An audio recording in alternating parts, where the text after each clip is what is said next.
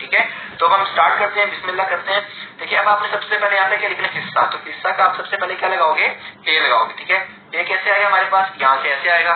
ठीक है, उसके बाद आपने अलग अलग वर्ड लिखने हैं। अगर आपने कभी भी इसको ना उर्दू को एक फ्लो में नहीं लिखना जब तक आप एक्सपर्ट नहीं हो जाते, क्योंकि जब अब तक आप एक्सपर्ट नहीं होगे आप गलतियां करोगे। तो आपने उसको अलग अलग हरूफ कर कर आपने इसको लिखना है। ठीक है, ये हमारा ये हो गया।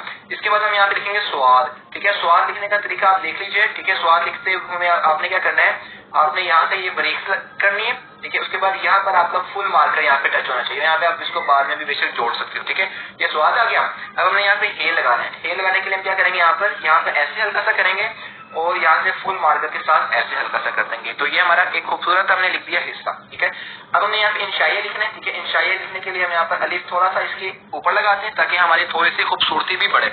ठीक है, उसके बाद हमने यहाँ पे क्या लिखना है, नून। ठीक है, नून का हमने ये लगा दिया थोड़ा सा। मैंने आपको बोला आपने बिट बाय बिट करना है। ठीक है, word by word, letter by letter आपने करना है। नून आ गया। अब हमने शीन लिखना है। ठीक है, शीन जैसा कि मैंने आपको प्रीवियस बताया था, आपने यहाँ से शुरू से मोटा बारीक करना है और बाद में आपके पास ये थोड़ा सा मोटा आपका लिखा गया। ठीक है, ये शीन आपकी इतना काफी है। उसके बाद आपने यहाँ पर अलिफ लिखना है।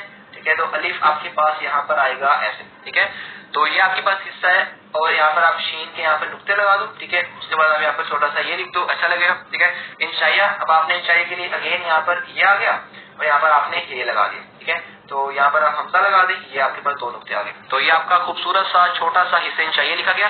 अगर आप इसको थोड़ा बड़ा लिखना चाहते हो तो आपको यहाँ से स्टार्ट करना पड़ेगा, आप इसको बड़ा सा भी करके लिख सकते हो। ठीक है, इसके बाद हमारा जो अगली हेडिंग होगी वो होगी हमारे पास हिस्से अव्वल की, हिस्से दोम की। ठीक है, तो उसके लिए भी अगेन हिस्से अव्वल लिखते हैं और हिस्से दोम लिखते हैं। ठीक है, अब आपको थोड़ा सा समझ आ गया होगा कि मैं क्यों यहाँ पर इंशाई दर्ज लिखता होता था। ठीक है, क्योंकि हिस्सा की हेडिंग ना बाद में भी आती है, तो वो दोनों मुझे इतनी अच्छी नहीं लगती थी, मैं इसलिए यहाँ पर इंशाई दर्ज लिखता था, नीचे हिस्सा लिखता था। ठीक है, लेकिन आपकी मर्जी है, आप जो मर्जी कर सकते हो। ठीक है, तो हिस्से अव्वल कोशिश करनी है कि आपने, ये हमारे पास लाम आ गया।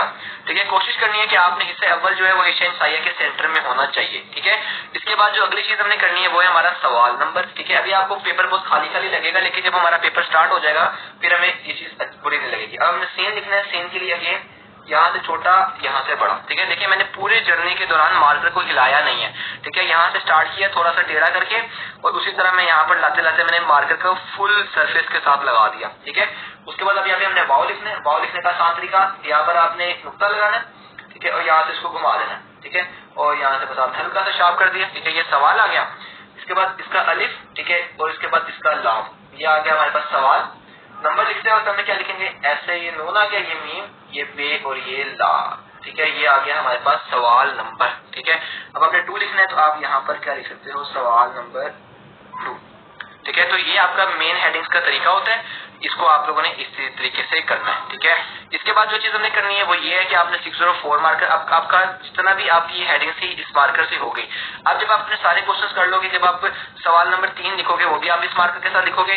ठीक है, कोई भी मेन हेडिंग लोगे वो इस मार्कर के साथ होगी। ठीक है, उसके अलावा इसका काम खत्म हो गया। अब सवाल नंबर 2 के अंदर आपके पास अगर कोई कुछ भी आ जाए